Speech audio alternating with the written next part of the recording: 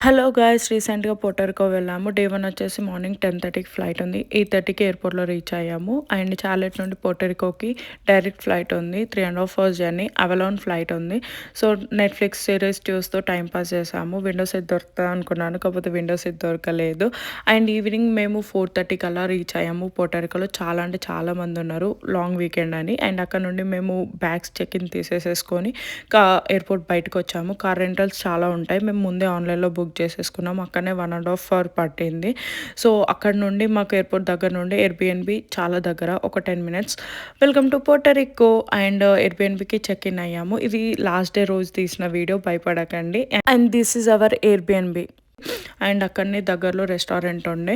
పోర్టోరికోలో tacos famous అట. So, నేను 1 cocktail and tacos చెప్పాను. తను కూడా 1 కాక్టైల్ అండ్ గాక్ చెప్పాడు. ఫుడ్ మాత్రం చాలా బాగుంది. అండ్ మిగతాదంతా పార్ట్ 2లో చూద్దాం. Bye bye.